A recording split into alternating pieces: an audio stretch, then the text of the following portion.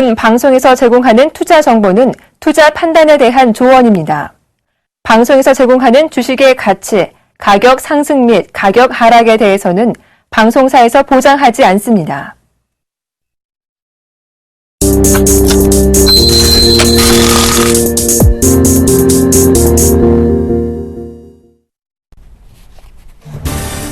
이주열 한은 총재는 오늘 오전 시중 은행장들과의 금융협의회에서 국제결제은행 총재회의 참석 결과를 전하며 미국과 일본, 유럽 등 선진국 경제가 전반적인 회복세를 보이고 있다고 말했습니다. 또 유럽 중앙은행 총재는 자국 경제에 대해서 성장률이 높은 것은 아니며 물가가 낮은 상황이지만 완만한 회복세를 보이고 있다는 언급을 했다고 이 총재는 전했습니다. 취임 2달을 맞은 권오등 포스코 회장이 철강 명가 복원을 위한 사업 구조조정에 시동을 걸었습니다. 권 회장이 임기 3년 동안 추진할 경영 로드맵의 핵심은 획기적인 재무구조 개선입니다. 이를 위해서 현재 46개 계열사 가운데 경쟁력이 떨어지거나 철강과 에너지, 소재 등 주력 사업과 연관성이 낮은 계열사는 팔거나 통폐합할 계획입니다.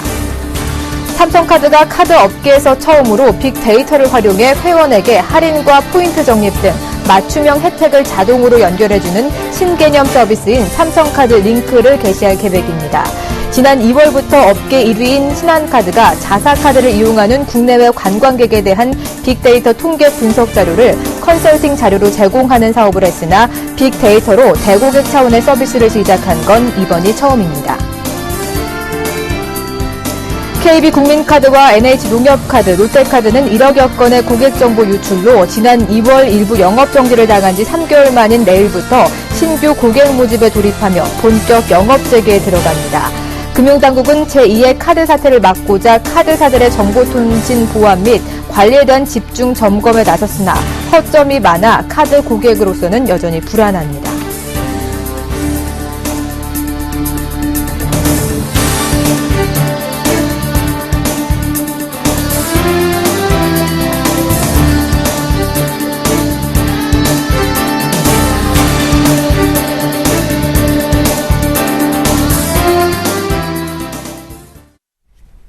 안녕하십니까. 오늘장 내일장의 정혜림입니다. 간밤에 마감한 미국 증시 또한 분위기가 좋지 않았습니다.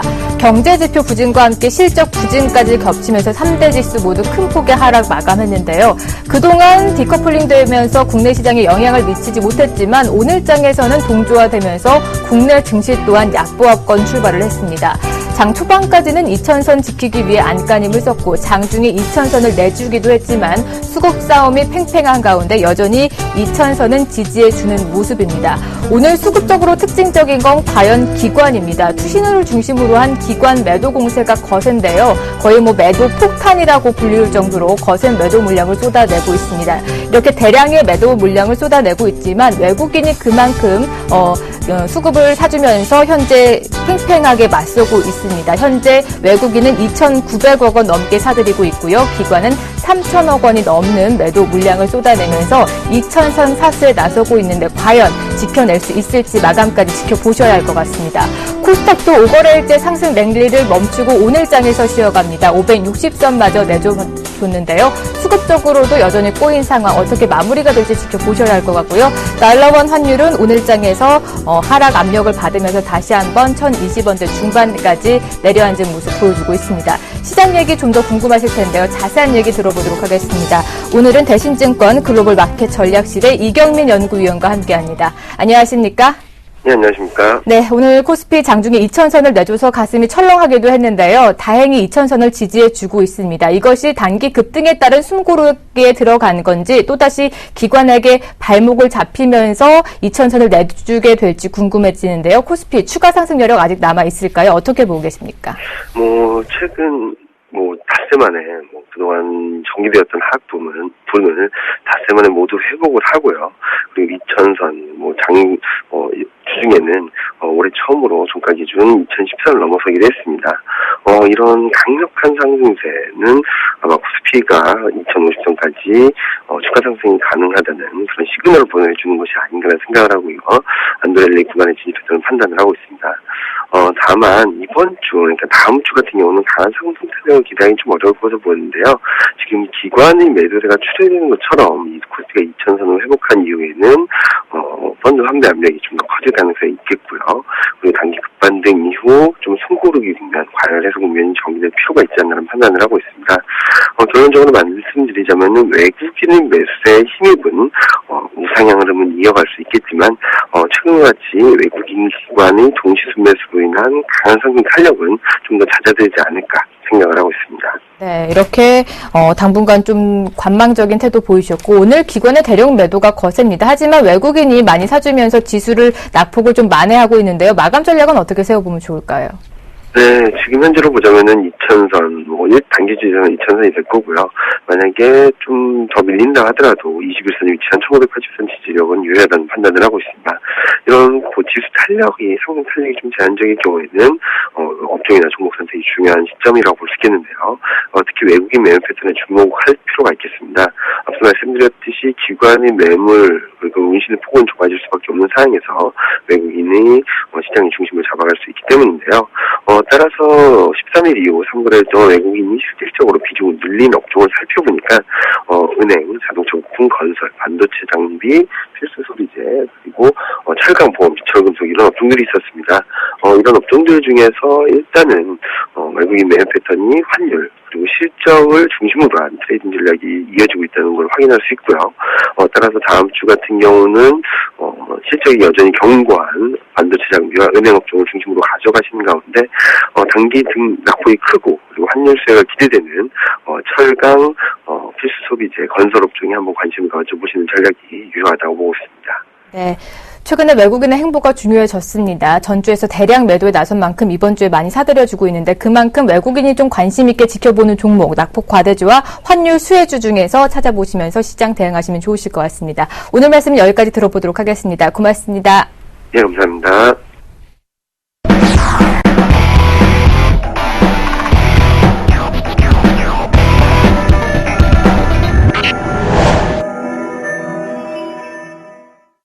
오늘 장에서 떠오르고 있는 이슈들 정리해드리고요. 마감 전략까지 세워드리도록 하겠습니다. 오늘은 샘플러스의 이상로 멘토님께서 자리해주셨네요. 안녕하십니까? 네, 반갑습니다. 네, 이렇게 뵈니까 또 반갑습니다. 그러게요. 먼저 글로벌 시장 얘기부터 해보도록 하겠습니다. 주택건설업체 체감 경기가 45로 하락하면서 1년 만에 최저치를 기록했습니다. 이렇게 하여금 미국 부동산 경기 둔화에 대한 우려감이 다시 불거지고 있는데요. 진단부터 해야 될 것 같은데 어떻게 보고 계신가요?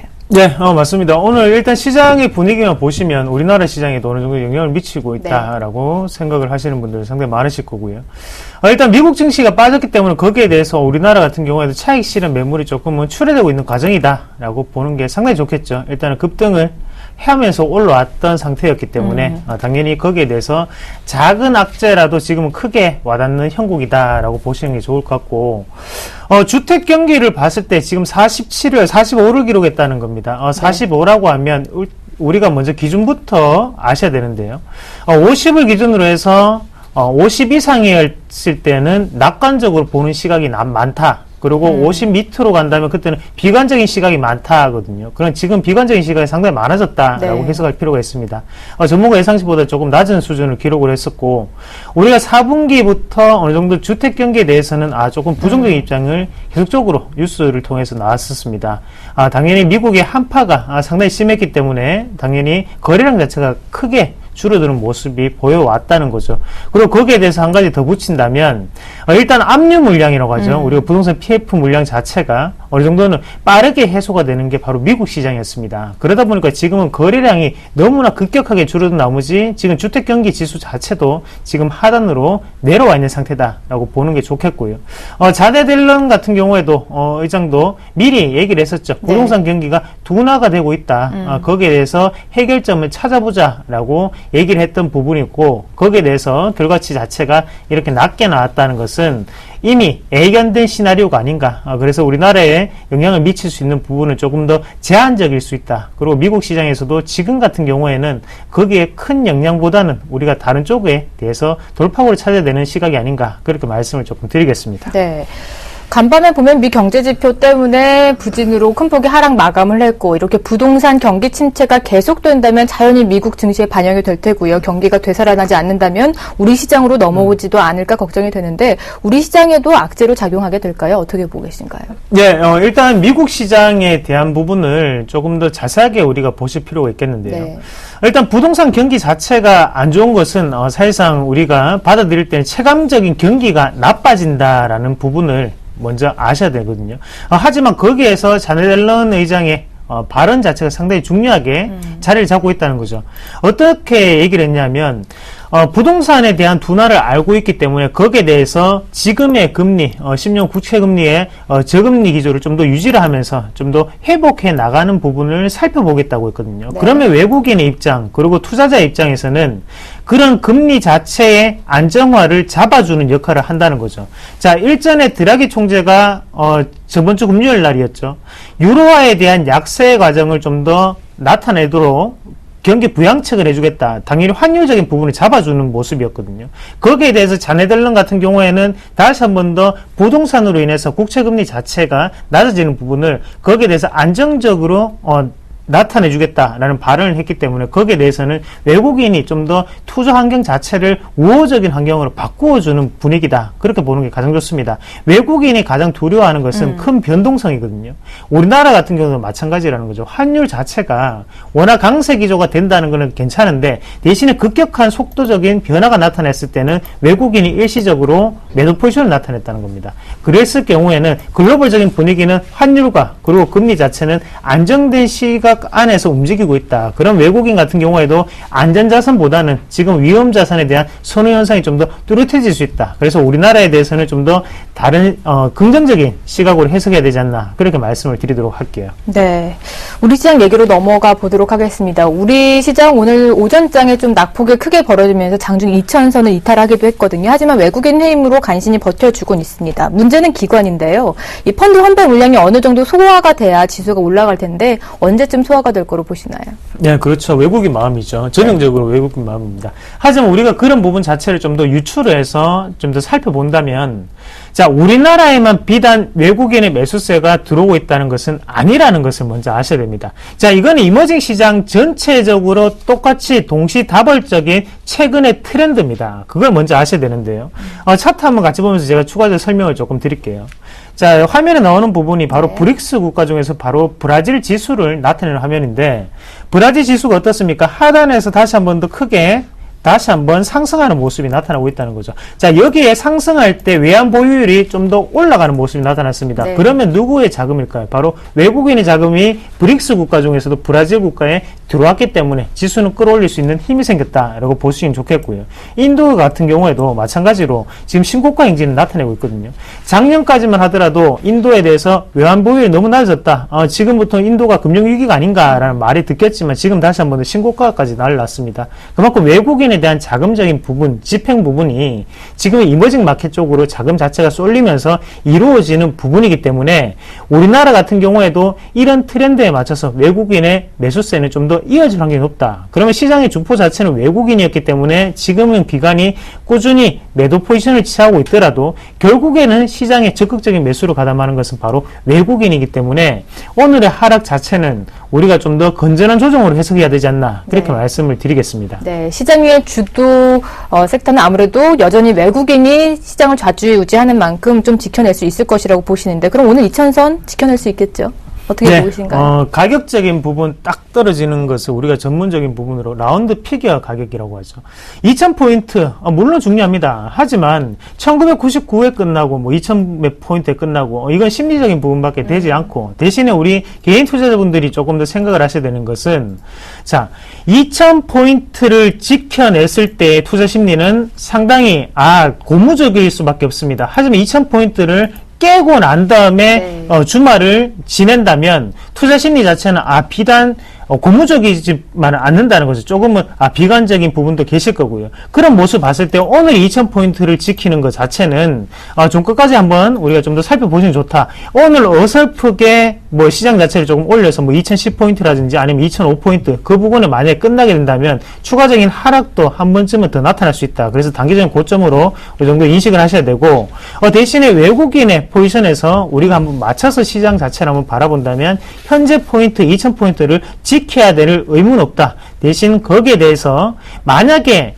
투신권 입장에서는 좀 더 지켜줬으면 좋겠다는 거죠. 하지만 외국인의 전형적인 플레이 스타일, 투자 포지션을 봤을 때는 오늘 만약에 지켜낸다면 다시 월요일날 추가적인 하락이 좀 더 발생하지 않을까라고 생각을 하는 게 저의 생각입니다. 네, 오늘 2000선을 지켜내지 못하면 다음 주에 추가 하락 여부가 있을 것이다. 그럼 다음 주장 미리 전망해 본다면 시장 어떻게 펼쳐질까요?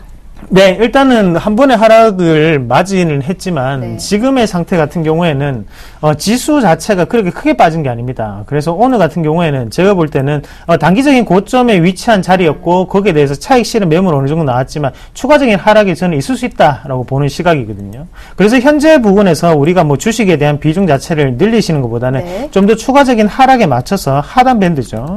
그래서 1980, 1985까지는 좀 더 열어놓으시고 대응하시는 전략. 그래서 현재 자리에서는 좀 더 우리가 지금 하단에서 올랐던 매물에 대한 어느 정도 이익 실현을 하는 과정으로 우리가 좀 더 해석을 해야 되지 않나. 그래서 지금 외국인이 적극적인 매수를 하더라도 거기에 대해서 투신권이 오늘 2천억 가까이 매도를 하고 있거든요. 네. 그런 모습을 봤을 때 투신권의 이런 매도세는 좀 더 이어질 수 있다. 대신 외국인은 그 물량을 적극적인 매수세보다는 하단에서 받는 포지션을 취할 확률이 상당히 높기 때문에 지금 같은 경우에는 좀 더 하락이 왔을 때 다음 주도 조금은 좀 더 조정이 이어지지 않을까 그렇게 말씀을 드리겠습니다. 네, 추가 상승보다는 다음 주에도 어느 정도 하락 여부가 남아있기 때문에 보시면서 시장 대응 잘 하시면 좋으실 것 같습니다. 오늘 얘기는 여기까지 들어보도록 하죠. 도움 말씀 고맙습니다.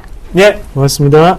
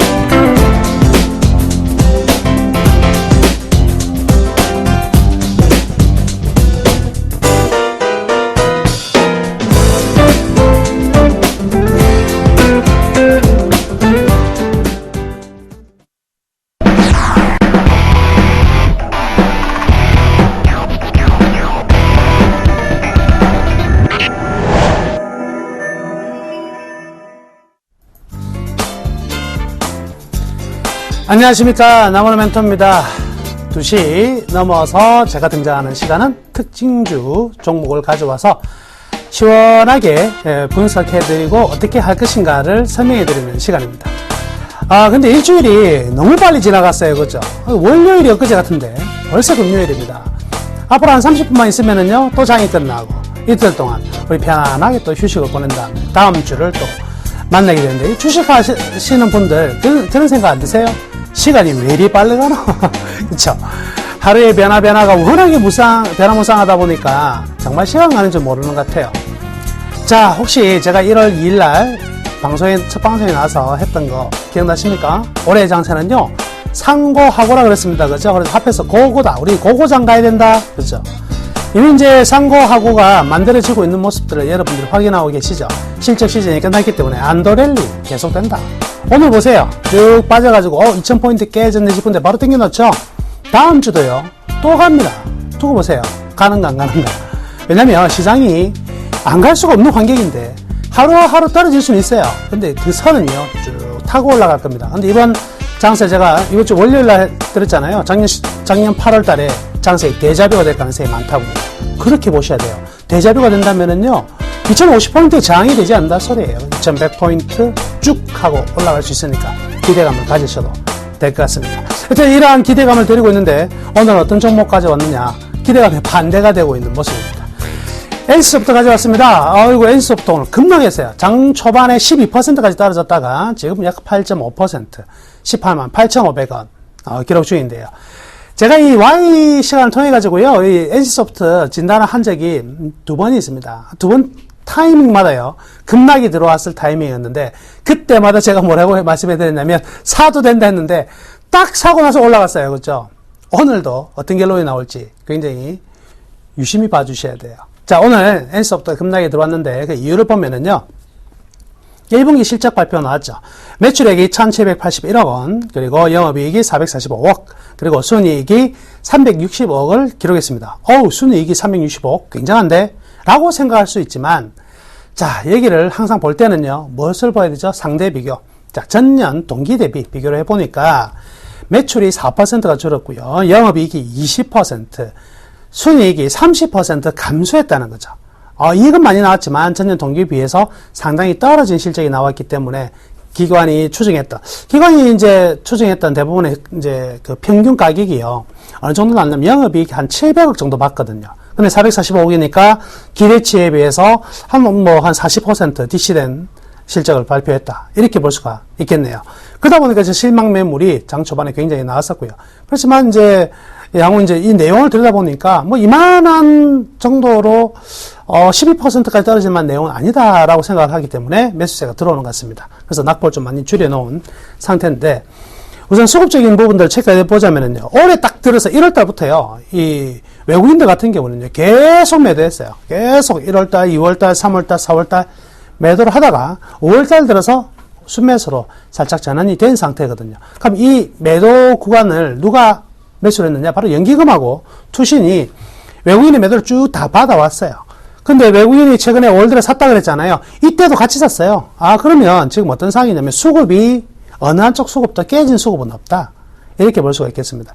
수급이 장기적인 펀더멘탈에 저는 영향을 절대 미치지 않는다고 저는 말씀해 드리는 부분인데요. 그렇지만 이제 단기적인 부분은 분명히 수급이 깨지면 좀 더 기간은 길어질 수가 있겠지만 지금 이 수급이 안 깨졌죠. 그러니까 기간이 별로 길어지지 않는 어떤 매도가 나왔다. 이렇게 볼 수가 있을 것 같아요. 자, 핵심 포인트 몇 가지 짚어보자면, 첫 번째는 이번에 이제 왜 매출액과 영업이익이 떨어졌느냐, 어딘가에서 돈이 작게 벌었다는 것인데, 주력 게임이 한 4가지 정도가 있습니다. 그렇죠? NC소프트 하면 리니지 1, 2가 있고, 길드워 1, 2가 있고, 이 부분, 블레이드 앤 소울이 있고. 자, 이 정도가 이제 주력인데, 이 리니지 1, 2에서 아이템 매출이 좀 많이 줄었어요. 이 아이템. 여러분들 뭐, 칼 하나 사, 게임에서 칼 하나 사는데요. 돈 내고 사거든요. 근데 돈 내고 사가지고 이 칼이 좀 좋아지잖아요. 나중에 팔 때 1,000,000원씩이 팔려요. 참 재밌는 게 이 게임 세계인데. 그래서 리니지를 막 좋아하는 친구들 한번 예전에 만난 적이 있는데, 자기가 지금 그 게임을 끝나고 밖에 나와 있는 시간이 자기 삶인지, 그 게임을 하고 있는 시간이 자기 삶인지 모를 정도로 그렇답니다. 하여튼. 근데 이번에 이제 일단 아이템 매출이 굉장히 감소를 했는데, 이 아이템 매출이 감소했지만 월정액이 있거든요. 월정액 사용은 꾸준하단 말이죠. 이 부분은 증가가 되었기 때문에 큰 기조상에서는 문제가 없다. 다만 이제 이익이 어떤 줄을 타고 가면서 왔다 갔다 할 때 이 아이템 매출이 줄어든 부분. 근데요, 이 줄어든 부분에 이유가 있더라.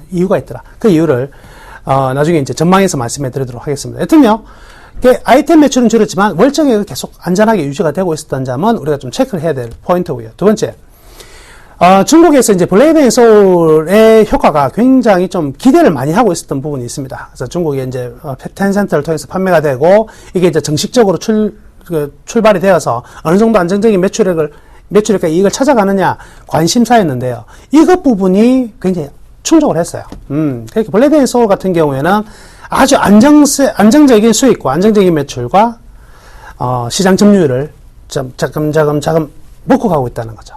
그러니까 가장 우려했던 부분은 리니지의 아이템 매출이 아니었거든요. 이 블레이드 앤 소울의 중국에 안착을 할 수 있느냐의 부분인데, 안착에 성공했다는 것은 분명히 굉장히 고무적인 내용이다. 이렇게 볼 수가 있겠습니다. 자, 그러면 향후 전망을 보면은요. 일단 아까 아이템 매출이 줄었다고 그랬는데 리니지 1, 2에서 요거는요. 대규모 프로모션 하기 전에는요. 어떤 액션을 안 하죠. 자, 대규모 프로모션이 6월 달에 예정이 되어 있습니다. 그러니까 그동안에 올해 상반기 동안은 그대로 좀 놔뒀다가 한번 뻥 터뜨리기 위한 어떤 준비 기간 동안에서의 아이템 매출이었다. 이렇게 보시면 되겠네요. 그래서 6월 달에 이제 대규모 업데이트를 하고 나서 업데이트가 되면 굉장히 변화가 많이 생길 거 아니에요? 그럼 사람들한테 알려야 되겠죠? 알리면서 상품이나 이런 이제 프로모션을 굉장히 많이 하겠죠? 자, 이 부분이 이제 남겨두고 있기 때문에 아이템 매출은 6월 달에 업데이트와 프로모션 진행으로 다 상쇄가 가능할 것이다. 이렇게 볼 수 있겠습니다. 따라서 2분기 수익성은요, 6월이 있기 때문에 굉장히 급속도로 좀 1분기보다 나아질 것으로 이렇게 충분히 예측이 되고요. 그 다음에 이제 길드워2 같은 경우에도 중국에 출시가 되고, 와일드스타가 이제 북미하고 유럽 쪽으로 이제 본격적으로 진출을 합니다. 자, 그러니까 새로운 먹거리가 또 한 번 만들어지는 단계죠. 그래서 2분기는요, 충분히, 1분기보다는 나은, 그리고 3분기는 2분기보다 좀 더 나은, 4분기는 3분기보다 좀 더 나은, 즉, 점진적인 실적이 1분기보다 2분기, 3분기, 4분기 쪽으로 가면서 굉장히 좋을 것으로 지금 다 예측을 하고 있어요. 그래서 애널리스트 뿐만 아니고 저도 마찬가지고요. 그래서 올해 목표가 한 8,900억에서 한 9,400억 정도 기업에서는 이제 예측을 하고 있습니다. 근데 가장 보수적으로 잡아도 9,000억은 넘을 것 같아요. 9,000억이 넘는다면 올해 이익 같은 경우에도 충분히 한 2,000억대 이 정도도 좀 나갈 수가 있다. 이렇게 봐야 될 것 같습니다. 그래서 기업적인 실적 내용은 굉장히 좋다. 이렇게 볼 수가 있겠네요. 근데 이제 주가가 또 급락했으니까 이 시점 우리는 무엇을 평가를 해야 될까? 밸류밴드 평가해야 되겠죠. 밸류밴드 평가를 해보겠습니다. 자, 지금 밸류밴드 우상향의 각도가 굉장히 높습니다. 사실은요, 게임주를 투자하시는 분들이 이런 생각을 하시는 건데, 이게 지금 전반적으로 PBR이 3이 넘고, 퍼가 보통 한 19, 20 이렇게 달리거든요. 이게 굉장히 비싼 거 아니냐? 근데 게임주만의 특성, 바이오주만의 특성이 있기 때문에 시장이 인정한 가치를 우리는 넣어줄 수밖에 없습니다. 그래서 내재 가치하고 게임주에 대한 시장 인정 가치를 판단해 볼 경우에 적정 주가 수준은 얼마가 나오냐면 지금 이번 분기에 22만원 정도가 나와요. 그러니까 2분기에는 22만원 정도가 적정 주가의 베이스에 존재를 해야 된다는 것이고, 그로부터 저평가냐 고평가가 나타난다. 이렇게 볼 수가 있거든요. 근데 지금 가격이 18만원대까지 떨어져 있는 부분이기 때문에 분명히 22만원 적정가에서 상당 부분 이탈이 된 부분이죠. 저평가라고 볼 수가 있겠습니다. 그럼 저평가면 무조건 살 것이냐? 그건 아니고요. 좋은 가격대가 있네요. 바로 18만 5천원 이하 가격 같은 경우에는요, 충분히 단기적인 저평가로 보여집니다. 여기서부터는 퉁하고 자발적인 상승이 나올 가능성이 굉장히 높은 것 같아요. 오늘 제가 아침에 준비했을 때는 이 가격에서 왔다 갔다 했었는데 지금 조금 낙폭은 많이 줄어가지고 한 18만 8,500원 정도 하고 있는데요. 만약에 지금 가격도 절대 부담스러운 가격은 아닌 것 같다. 오늘 충격을 받고 있는 상황이지만 이 충격이 계속해서 연장되기보다는 이 충격을 지점으로 재반등이 났을 가능성이 많으니까요. 충분히 단기적인 매수 관점으로 대응을 해도 좋지 않을까. 이렇게 말씀해 드리겠습니다. 자, 오늘 NC소프트 이 정도로 짚어봤고요. 추가적으로 이번 Y시간 통해 가지고 다루었던 특징주들이라든지 여러분들 다음 주에 투자 전략은요.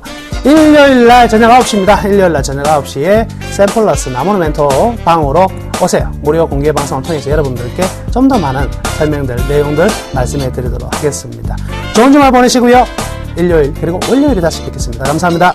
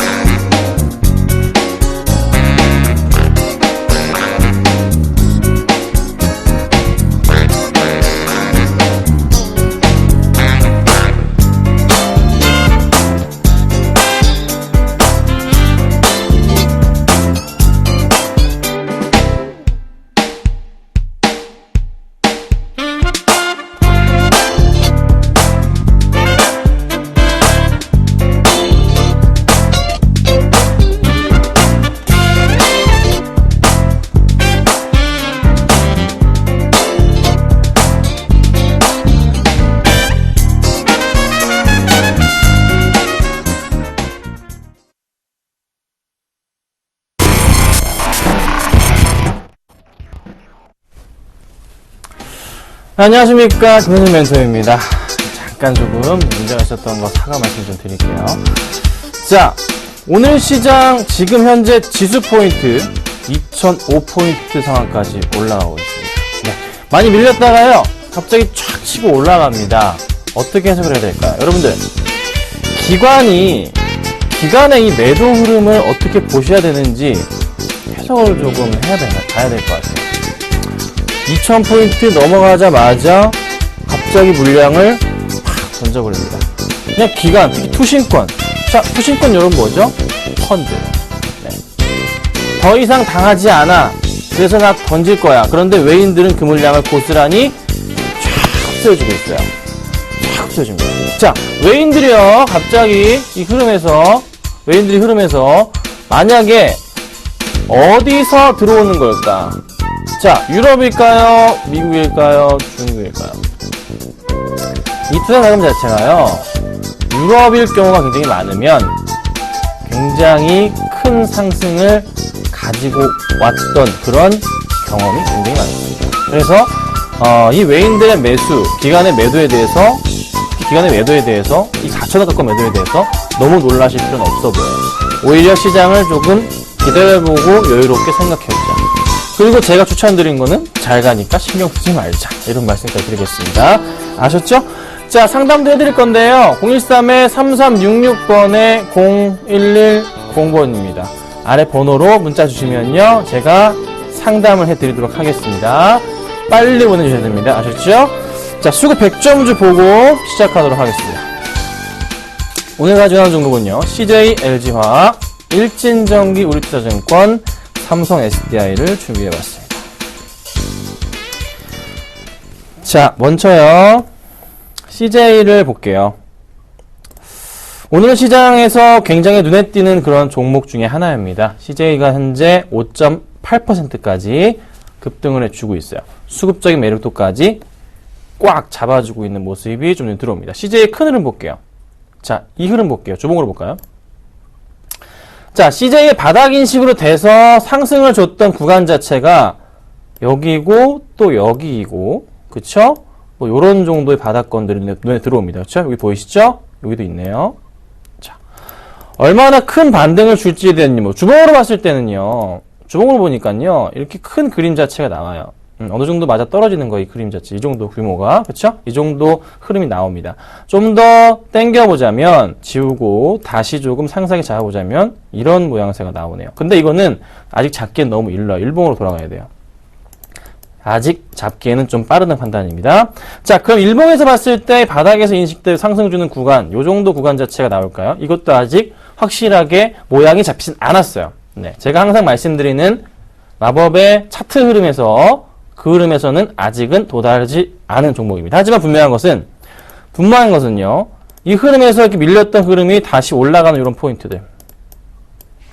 수급적인 매력도가 갑자기 오늘은 최근엔 아니었지만 오늘 장에선 살펴보니까 볼까요? 네, 좀 제가 확대를 해볼게요. 이렇게 보겠습니다. 네, CJ 외인들과 기관의 많은 매수가 잡힌다는 거죠. 더 상승 쪽 분위기가 나올까요? 가능성은 현재의 차트 흐름을 보자면 가능할 것 같습니다. 하지만 조금은 너무 급등했기 때문에 조심은 해야 되지 않을까라고 말씀드릴게요. 자, 그 다음 화학주입니다. LG화학인데요. 자, LG화학에 대해서 여러분들 지금 이 종목은요, 예측을 좀 해볼 수 있을 것 같아요. 어떤 예측을 할 거냐면 제가, 자, 주가 흐름에서 바닥으로서 인식이 됐던 구간 포인트는 바로 이 구간입니다. 그렇죠? 24만원 구간이 바닥 인식 구간이었어요. 2013년부터. 맞죠? 자, 여기가 바닥으로 인식이 됩니다. 차트를 좀 비교해 볼게요. 그러면 이게 여기가 바닥 인식으로 돼서 주가가 자리를 잡았고, 그 다음 5월에 또 최근 들어서 바닥이 또 잡혔죠. 이렇게. 자, 그리고 어떻게 될까요? 흐름 자체가 이렇게 올려보고요. 라인 좀 잡아보고 다시 올려본다면 다음 라인 자체, 이런 그림 자체가 나오지 않을까요? 이렇게 올라가는 거. 이 정도 포인트들이 좀 가능하지 않을까라는 생각이 듭니다. 좀 확대를 해볼게요. 이런 그림. 이 갭을 메울 수도 있지 않을까라는 생각이 듭니다. 그를 하듯이 오늘장 수급에서 살펴보니까요, 많은 물량을 외인들과 기관들이 또 매수를 같이 해줍니다. 그렇죠? 같이 매수를 해주고 있어요. 많은 물량 들어와주고 있어요. 조금 더 긍정적으로 좀 대응해도 되지 않을까라는 판단입니다. 아셨죠? 이 포인트 보시면 될 것 같고요. 자, 그 다음으로는 오늘 이 종목 빼놓을 수가 없습니다. 일진전기입니다. 자, 이것도 제가 자주 추천을 드렸고 수익을 짭짤하게 먹으면서 나오는 그런 종목 중에 하나였어요. 기억을 하실 거예요. 이때 추천드려가지고 요때 아주 잘 먹고 나왔습니다. 네, 그렇죠? 더 가기도 했지만 어쨌든 잘 먹고 나왔어요. 흐름. 자, 이 큰 흐름. 이때 추천드렸던 이유 중에 하나는 이거였죠. 이 라인에서 맞춰보자면 지금 현재 구간 자체는 추천이 가능한 그런 시기이다. 판단하에 추천을 드렸습니다. 그렇죠? 여기도 한번 딱 올라. 여기도 찍자마자 올라가고 거의 근접했고 바닥이었죠. 그래서 추천을 드렸었고 지금 현재 구간 때 또 한번 상승 쪽이 가져오는데 자, 일진전기는 뭐가 떠오르십니까? 어떤 종목인지 헷갈리시나요? 이전에요. 그거 기억하세요? 그 원자력 발전소 납품 비리란 뉴스가 굉장히 많이 세간에 떠들썩했잖아요. 그래서 JS 전선이라는 종목이 거기에 조금 관련이 되면서 갑자기 막 고소 맞고 소송 걸리고 하면서 상패가 탁 돼버렸습니다. 그 물량 고스란히 누가? 일진전기가 받게 된다는 거죠. 그건 LS 관련인데 일진전기가 그에 따라 수혜주입니다. 그래서 그에 따라서 많은 관심을 받기 시작했고 그 이후 주가가 굉장히 많이 올랐어요. 그리고 지금 다시 한번 올라가는 포인트로 잡히는데요. 조금 더 상승 가능성이 있다고 판단이 드는 게 오늘장 수급에서 보자면요. 자, 일진전기 맨 위에 있습니다. 외인들이 6,500주, 기관들이 보이세요? 14만 주입니다. 14,000주가 아니고요. 기관들이 14만 주 매수합니다. 투신이 10만 주 이상 은행, 국가에서 매수가 강하게 들어와 주고 있어요. 최근에 조금 수급을 체크해 볼게요. 좋지 않으세요? 양매수가 빨갛게 들어와요. 외인 오늘까지 해서 6일째고요. 기간 뭐 하루 쉬었지만 그래도 꾸준하게 전반적으로 매수가 투신을 중심으로 해서 매수가 잘 들어오고 있는 것으로 포착이 됩니다. 무슨 수급이죠? 이거 제가 제일 좋아하는 개인의 물량이 어떻게 이렇게 이동이 되는 수급. 좋다고 말씀드리잖아요. 참 100점짜리 수급이 완성이 되어 가고 있다. 오늘 그 수급의 완성이 좀 나와주고 있네요. 그래서 이런 포인트. 9,500원 정도까지는 무리가 없을 것 같습니다. 네, 잘 살펴보시고 대응을 해야 되지 않을까 좀 말씀 좀 드려보고요. 자, 그 다음 종목은요. 우리투자증권입니다. 볼게요. 자, 증권주가 좀 상승을 좀 하는 것 같아요. 우리투자증권뿐만이 아니라 삼성증권도 오늘 되게 잘 가요. 삼성증권도 추천을 드려서 먹고 나왔습니다. 기억하실지 모르겠어요. 이때 추천드려서 이때 좀 먹고 나왔던 기억이 있습니다. 네, 방송을 돌려보시면 있으시니까요. 잘 찾아보세요. 언제 했는지 기억은 제가 안 납니다. 작가님은 아시는데요. 다 적어 놓으시니까요, 종목을. 자, 지금 다시 한번 또 튀어 올라갑니다. 네, 삼성증권 튀어 올라갑니다. 실적이 양호하게 나왔어요. 또 수급적인 부분도 괜찮고, 또 우리투자증권도 마찬가지로 잘 갑니다. 흐름이 비슷하죠? 자, 더 갈 수 있을까요? 더 갈 수 있다는 생각이 들어요. 왜 이렇게 증권주들이 가죠, 여러분? 기억하십니까? 지난 그 수요일 날, 이번 주죠? 이번 주 수요일 날 제가 정동욱 멘토와 막상막하 투맨쇼에 나와서 삼성증권 얘기를 저희가 했습니다. 네, 그 이후에도 주가가 아주 껑충껑충 뛰어갔는데 완전 난리 났죠? 수요일 날 이때였어요. 이때였고 더 올라가잖아요. 우리투자증권도 마찬가지. 뭐죠? 구조조정을 통해서 실적이 좋아졌습니다. 근데 그게 여기서 끝나는 게 아니라 계속 한다는 거죠. 그리고 또 하나, 갑자기 기억이 안 나네요. 제가 NCR인가요? 그 포인트에 있어서 정책적인 측면까지 같이 좀 잡혀주니까 주가가 조금 상승 쪽 분위기가 나온다는 거.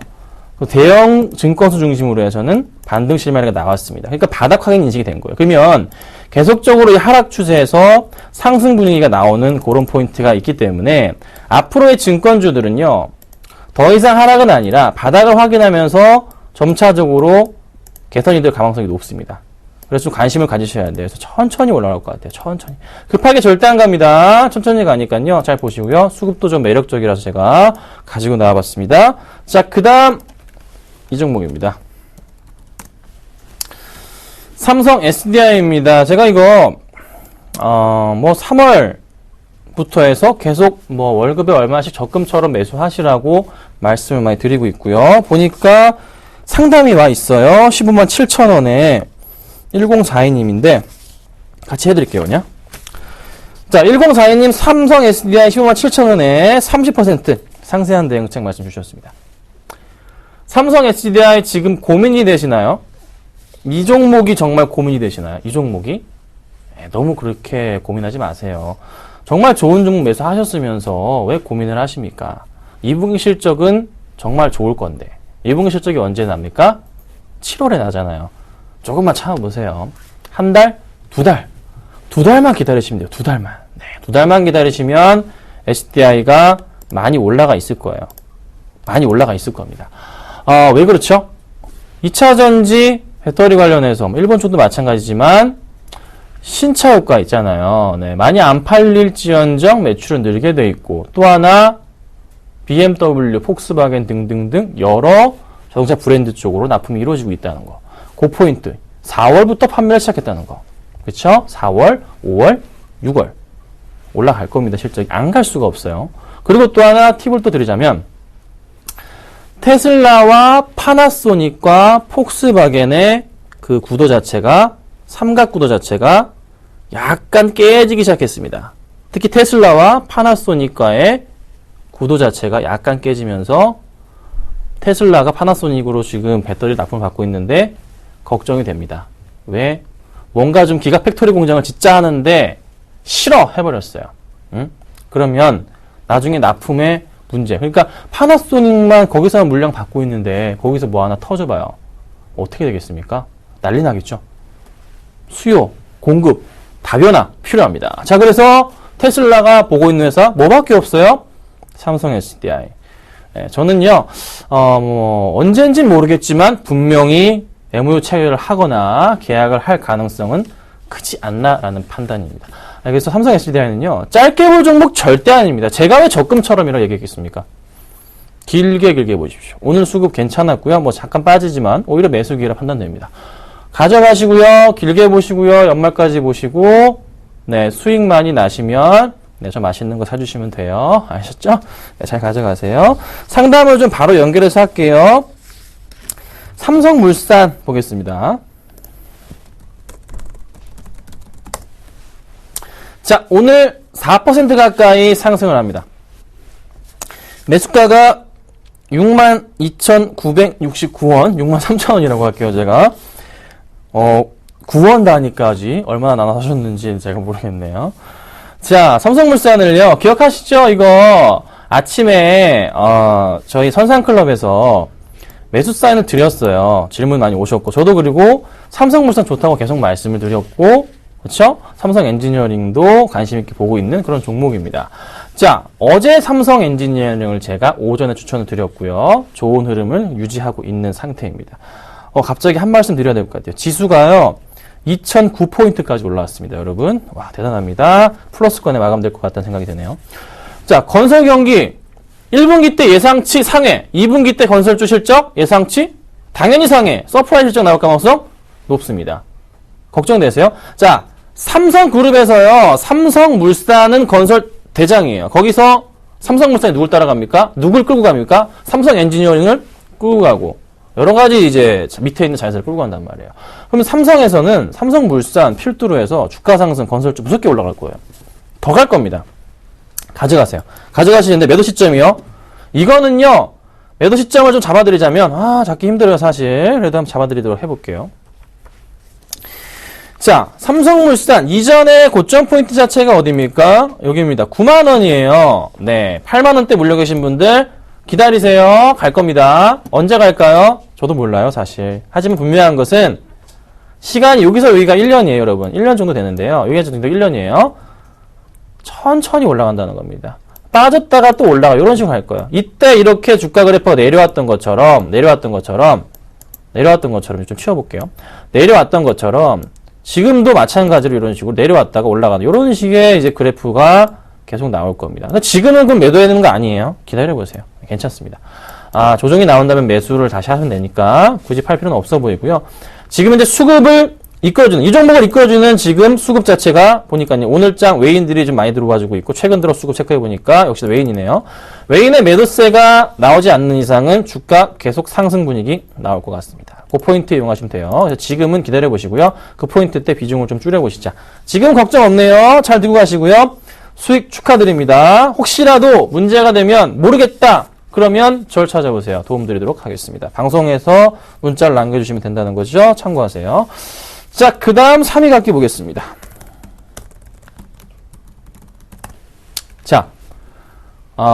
삼위각기가 이게 지금 그 적대적 M&A 종목이 맞죠? 제가 알기로 맞나요? 맞는 걸로 알고 있는데, 삼위각기가 아닌가? 제가 약간 기억이 안 나는데, 어찌됐든, 지금 현재 가장 중요한 삼위각기 포인트가 뭐냐면요. 중국 시장, 아시아 시장에 대한 확대입니다. 그 포인트가 가장 중요하고 잘 아실 거예요. 자, 매수가 자체가 그런데, 5929님, 5929번, 네. 우리 저기 전화번호 갖고 계신 분님, 고객님, 시청자님, 고객이 아니고요. 이렇게 주식하면 안 돼요. 매수가가요, 3,330원이세요. 이렇게 주식하시면 안 됩니다. 네. 큰일 나세요, 이렇게 하시면. 3,330원, 어제였어요, 어제. 어제, 분봉 볼게요. 어제 3,330원 라인 어디입니까? 여기잖아요. 네. 어제 막 치고 올라가니까 더 갈 것 같아서 매수를 하셨어요. 그쵸? 자, 일봉으로 돌아갈까요? 여기서 사신 거예요. 이렇게 주식하시면 안 됩니다. 스타일 바꾸셔야 됩니다. 수익 나고 계신지는 모르겠지만 또 이렇게 계속 하시다간 또 손해보십니다. 네. 스타일 바꾸셔야 돼요. 지금 이렇게 고가에서 샀는데 비중도 30%. 네, 제가 좋은 말 하려다가 갑자기 가격 보고서 제가 완전 소름 돋았습니다. 이렇게 하시면 안 돼요. 아시겠죠? 보세요. 차트 볼게요. 자, 고점 포인트만 연결해. 뭐 저점 포인트 다 뭐 필요 없고 고점 포인트 볼게요. 제가 그렇게 말씀드리는 이 포인트 뭐죠? 매도 포인트예요. 매도 포인트, 매도 포인트, 매도 포인트잖아요. 예? 맞죠? 제가 항상 이 바닥 포인트 잡잖아, 이런 식으로. 그렇죠? 거의 비슷하게 움직이잖아요. 지금 흐름 뭐예요? 아이고, 죄송합니다. 지금 흐름 뭐죠? 이렇게 갈짓자로 움직이면 좋아요. 자, 약간 조정받다 올라가다가 내려오죠. 매수를 하려면 어디서 매수해야 돼요? 2,700~800원 매수하셨어야지. 아니면 뭐 이때쯤 2,600원 매수하셨어야지. 이거 뭡니까? 이렇게 주식하실 겁니까? 이러시면 안 됩니다. 좀 위험합니다. 그 손절가만 잡아드릴게요. 혹시라도 상승을 주면 좋겠지만 좀 위험하긴 해요. 3,100원 보세요. 3,100원 빠지면 3,100원 깨지면 일괄 매도 부탁드립니다. 아셨죠? 일괄 매도 하세요. 3,100원입니다. 마이너스 아까워하지 마시고 일괄 매도 부탁드릴게요. 위험합니다. 7977님 보겠습니다. 아이고, 여기 넣으시는 게 아니죠? CJ ENM 볼게요. 매수가가 47,000원. 네, 매수는 정말 잘 하셨어요. 가격 21선 맞춰서 잘 하신 것 같습니다. 자, 그런데 오늘 좀 지금 3.9%까지 좀 밀립니다. 계속 가지고 가도 되냐고 질문 주셨습니다. 비중은 30%십니다. 자, 흐름으로 보건데 이거를 잘 따라 하신 것 같아요. 거의 이런 좀 바닥 정도 포인트 보이니까, 그렇죠? 이런 포인트 때 매수는 하신 거 정말 잘하셨습니다. 이때 매수하셔도 잘하셨던 거고요. 정말 잘하신 거예요. 제 방송을 보고서 이제 조금 이제 바닥을 잡는 그런 포인트 잡으셨어요. 근데 깨지고 있어요. 오늘 좀 깨지고 내려갑니다. 약간 불안해요. 이 라인, 지금 제가 선을 그은 이 라인 자체를 깨고 내려갔다는 거, 여기 라인 깼다는 거는 조금 위험하다는 판단이에요. 그러면 어떻게 해요? 비중을 좀 줄이셔야 돼요. 비중이 너무 커요. 30%잖아요. 빨리 줄이세요. 빨리 줄이세요. 자, 오늘 수급 볼게요.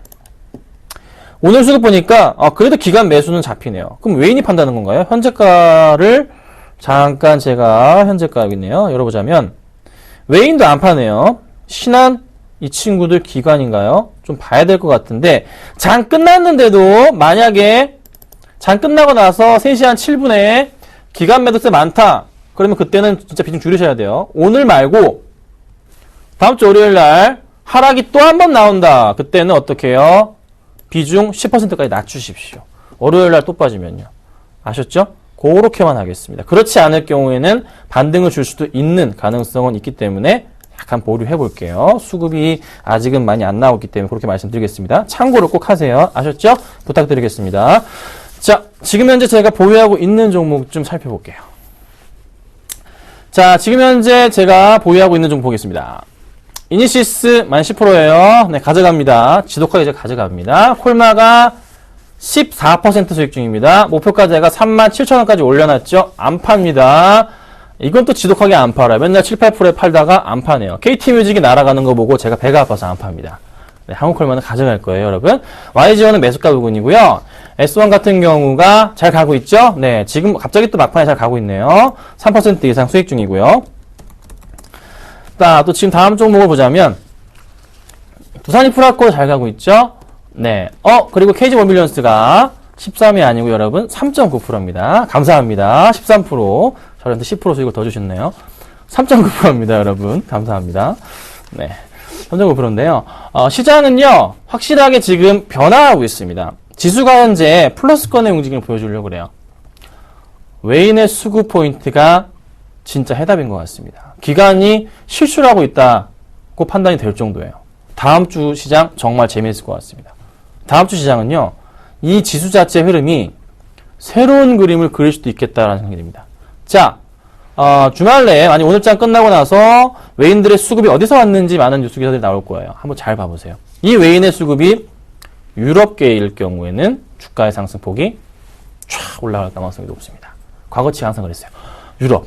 자, 보셔야 되고, 그 다음에 기관들 팔고 있는데, 이거 펀드 물량 많은 것 같아요. 그럼 실제로 기관들은요, 물량을 많이 안 던지는 것 같아요. 아셨죠? 그 포인트 보셔야 됩니다. 절대 잊지 마시고, 제가 추천드리는 종목 원칙 10% 매수 원칙입니다. 그 부분은 꼭 좀 지켜주시면 좋을 것 같고요. 하나 제가 좀 죄송스러운데, 오늘 제가 공개 방송을, 못합니다. 수요일 날 또 막사막고 투매쇼에서 한다고 했는데, 좀 급한 일이 생겼어요. 네, 오늘 하루만요, 좀 양해를 좀 부탁드리고요. 다음 주 월요일 날 또 제가 주말에 좋은 종목 많이 찾아가지고 또 월요일 날 소개시켜드리도록 하겠습니다. 자, 오늘 고생 많으셨고요. 주말 잘 보내시고 월요일 날 뵙도록 하겠습니다. 감사합니다.